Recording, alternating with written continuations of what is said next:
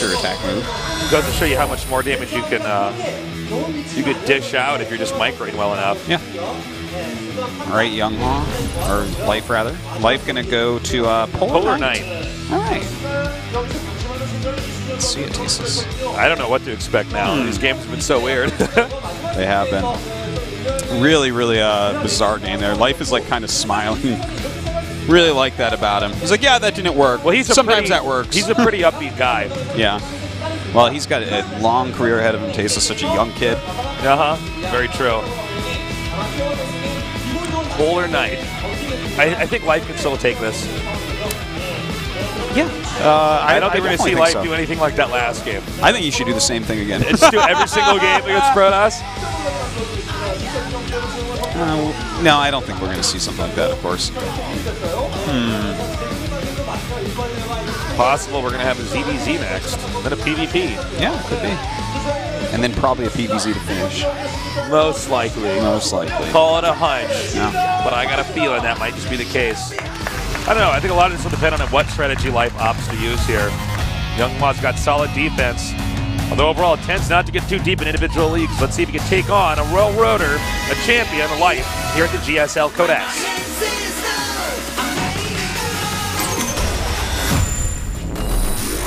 YongHwa versus Life.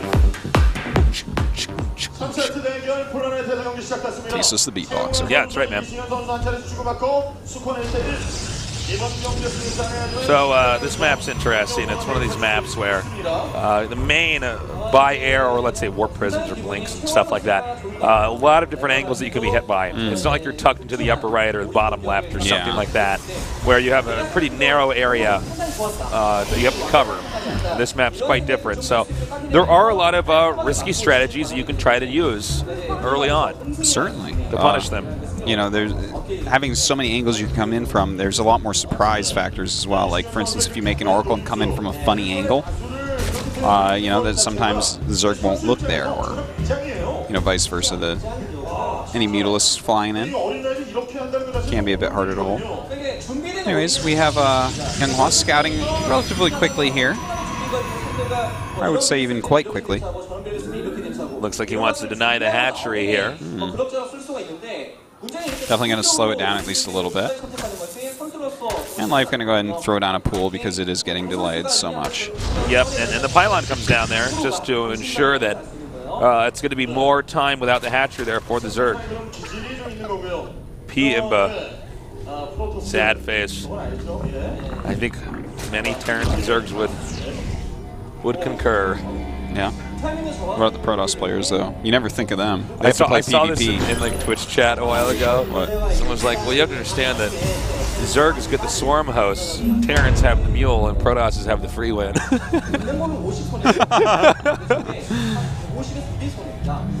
Right? No. Now we have Protoss coming out here now, going with the Nexus. Pool is completing, and Sixlings are on the way. He did let that pylon finish, which is a bit of a nuisance there for the Zerg. I mean, that's a bigger distance to have to transfer drones still. And he's going to, of course, have to take out that pylon, too. Yeah, it's quite annoying. But, you know, that's... YongHwa gave up a lot to get that pylon. You know, it slowed down his Nexus. He sent a probe really early to do that as well. I don't know if doing stuff like this, trying to throw the Zerg off rhythm, is going to work against somebody like Life.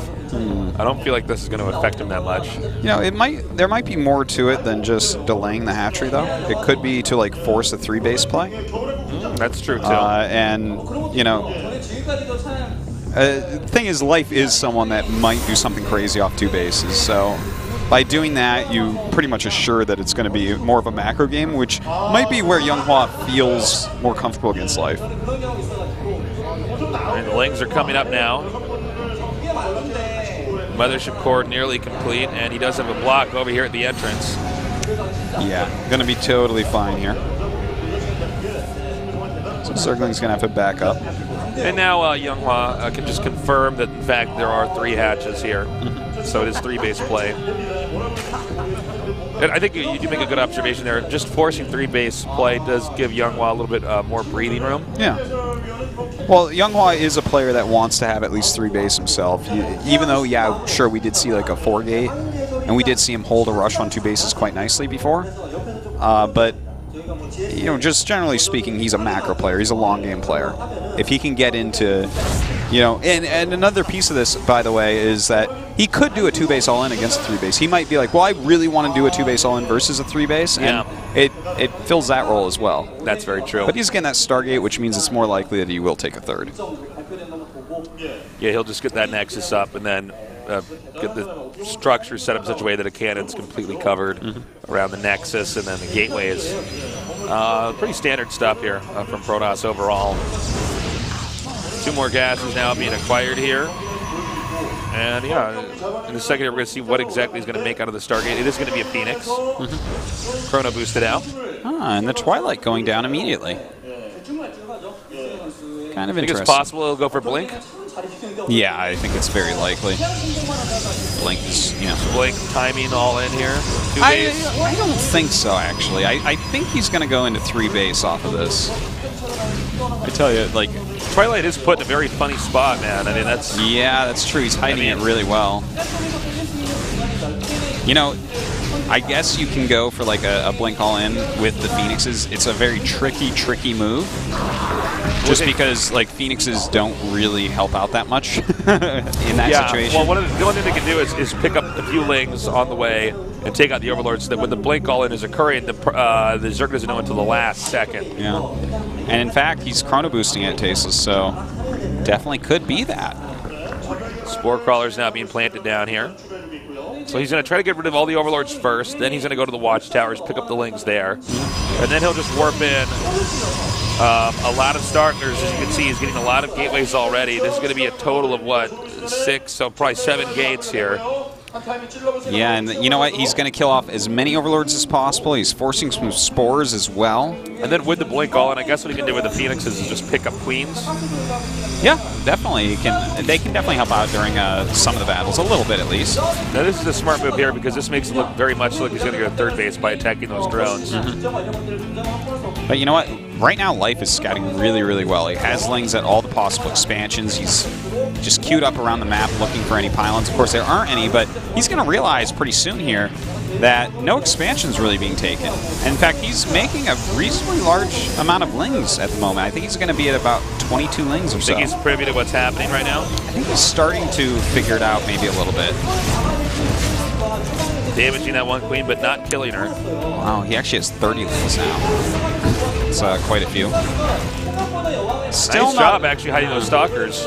Still not enough information to know 100%, but that's that Star Sense I was talking about before, Tasteless. He's making 24 more lings. Okay, and he knows now. Yeah, he knows what's going on. He's figured it out.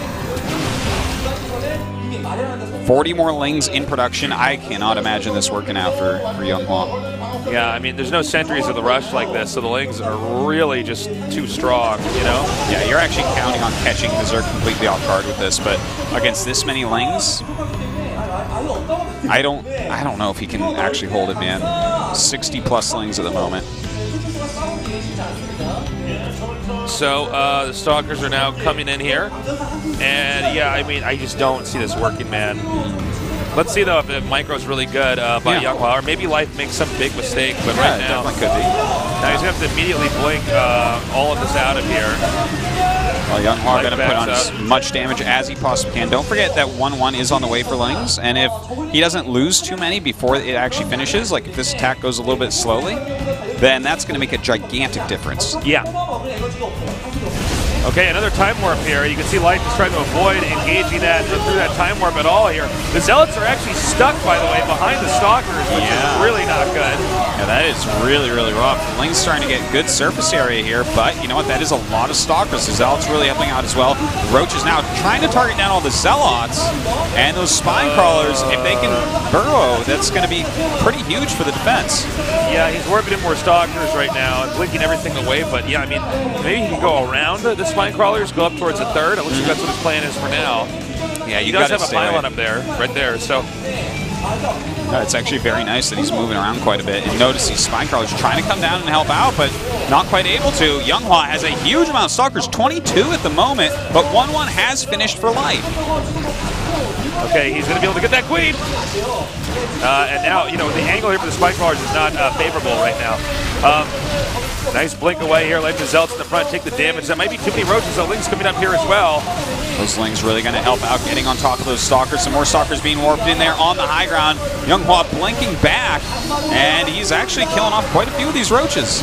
But his Stalker's getting really low on health over there on the left, as you can see. Taking a lot of damage here. He blinks over to the right. Now, it looks like he wants to go around and to the bottom. There are already 2 spine crawlers there, though.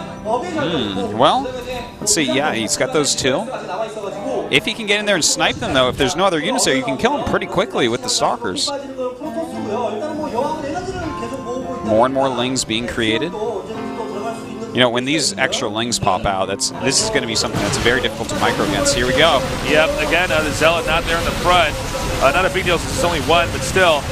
Showing that YongHwa not quite on top of his micro. Now blinking back here. You know, it's so close with these 2 battling it out right now. The one spine crawler does burrow, and then so does the second here. Link's now coming up to the front here to take the damage while the roaches steal it. Well, if those Lings can keep connecting with Stalkers, that's a big deal, but some Zealots being warped in, being pushed down. YongHwa holds the high ground and continues to push forward. Oh, he actually overextended there a little bit. YongHwa did, and actually overblinked there as well. So now these weaker Stalkers can be picked off here. And then, wait, did he just blink forward there? Yeah, he just sniped off that clean. Because he's not really able to micro as well once he gets back over here. And again, doing blinks like that. Yeah, well, he's trying to snipe anything he possibly can at this point. And you know what? He's kept a pretty high Stalker count. He's got 19 right now, so he's been hovering around the 20 mark for most of this battle. But Life has better upgrades now. His creep is not going anywhere. He's got a lot of queens in here as well. Okay, a really nice angle here for the Zerg. The Zealots again stuck behind the Stalkers, blinking away. So much actually going here, the screen can't quite even capture it all. I think it looks like Light's done it. This should be the beginning of the end now. Yeah, it looks like all these Stalkers are going to be taken out, and with them, YongHwa's hopes of getting out of this group in first place. We may see him tap out here, or he may try to go to a contingency plan. He does not. GG! Not much of a contingency plan after that, that all-in. No. But you know what? YongHwa trying for that blink all-in. Life showing that he is not dying to all-ins today. No. Only when he does Only when he does it, yeah. So nicely done there by Life. That 1-1 played a huge role. Oh, certainly. Had he not had 1-1 upgrades there, attack and armor, he would have.